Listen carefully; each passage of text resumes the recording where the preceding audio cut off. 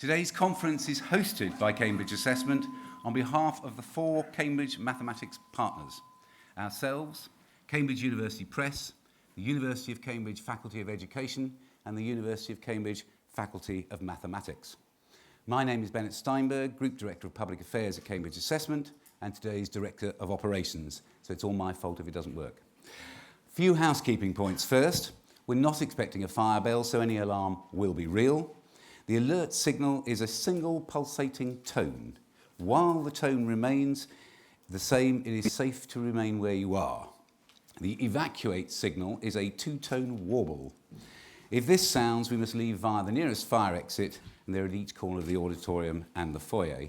Do not attempt to use the lift and try and take your belongings with you during the evacuation. Stay calm and walk straight to the nearest exit and go to Assembly Point 1, the Poets' Circle, that's the round theatre, in the piazza to await further instructions. On to the event itself. Firstly, we have a number of distinguished speakers to hear and good time for discussion. But it is a packed programme and I give fair warning to everybody. All the chairs in all the sessions will be rigorous and they will cut people off if they think they've made their point already, and that includes the speakers. Secondly, we are filming the day and broadcasting it on the web live. So please ignore the cameras, but make sure if you're asked to speak that you wait for a microphone to arrive in front of you and stand up so the cameras can see you.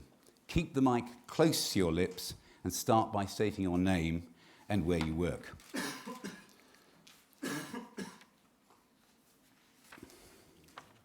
I'm sorry.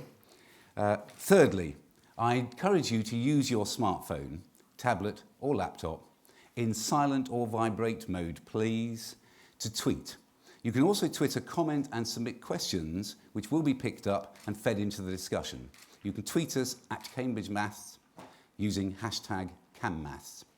I will ask all of our speakers to turn their phones completely off while they're up here because it will disrupt the sound. So, we're joined by experts today, both on the platform and in the room, from all the disciplines that make up Cambridge Mathematics. Those who know about frameworks and professional development, those who know about resources and assessment.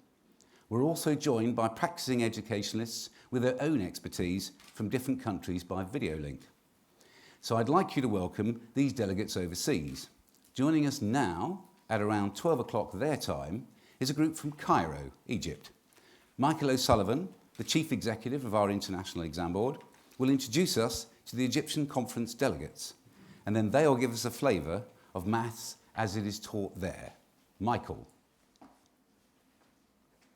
Good morning, everybody. I'm Michael and I'm here in Cairo. As you can see, I have next to me and behind me some of the top mathematics teachers from schools here in Egypt. I'd just like to invite Dr. Magdi Tadros of the British School of Egypt to say a few words about the Egyptian context. Good morning, everyone. It's a pleasure to be with you today to talk about mathematics and to represent my country in this valuable conference. So first of all, I would like to talk about the Egyptian culture in studying mathematics. In Egypt here, we are so much addicted on studying mathematics. So mathematics is very important to us.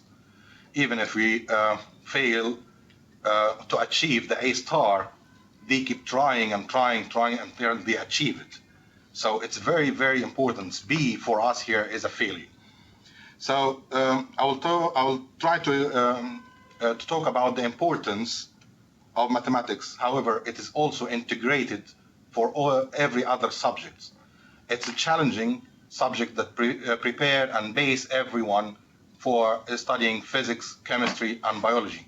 Even they face a lot of stuff like logarithm and statistics in chemistry and biology as well as a lot of topics in physics as well. For Cambridge mathematics especially, we can see that it's very challenging.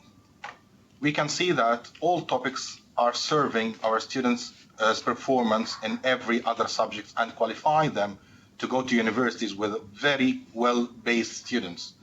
They shine like stars in universities in Egypt and all over the world when they study the A-level mathematics in Cambridge University.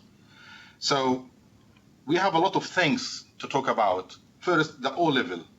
The O-level IGCSE is a very challenging subject, especially after they changed the exams. I believe it's gone like pushing them to the value that they like to study for AS and A-level mathematics. AS and A-level mathematics is the most A-level studied by the Egyptians here. So last year we had 1,079 students studying A-level mathematics in Egypt, where we had 1,851 studied the O-level mathematics. So you can see the ratio that more than 50% or 60% who studied O-level Cambridge, they went for the A-level. So it's a very important ratio. They are aware that mathematics is one of the most qualifying subject to most of the universities all over the world. But on the other hand, sometimes they face some difficulties, especially at mechanics.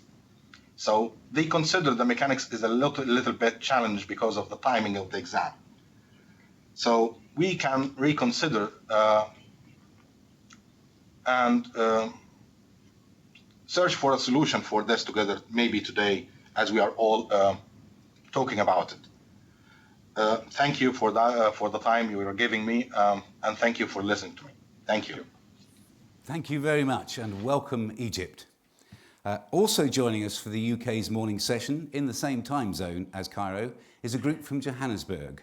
I believe it's Mark Barber, Cambridge International Senior Schools Development Manager for Sub-Saharan Africa, will introduce us to the South African Conference delegates. Mark. Actually, it's Juan Visser, the Regional Director for Sub-Saharan Africa, starting off. Mark will join me shortly. Everyone, good morning. Goeiemorgen, Sambonani. We're calling in from a very sunny Johannesburg, South Africa. I'm going to hand you over to Mark Barber to introduce our panel. Mark. Thank you and good morning. We're joined by 9 delegates who are principals and maths specialists from 4 of South Africa's top performing Cambridge schools. El Shaddai Christian School in Cape Town, St John's College, Johannesburg, Alma Mater and British International College, also from Johannesburg.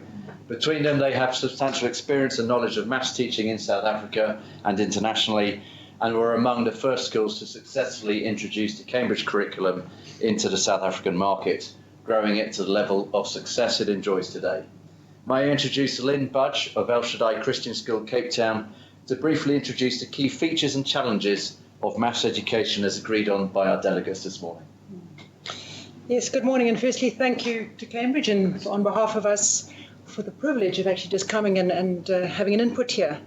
It's actually interesting to listen to Egypt because unlike Egypt, mathematics is not a priority. In fact, fewer and fewer of our state students are taking mathematics, and we're finding that our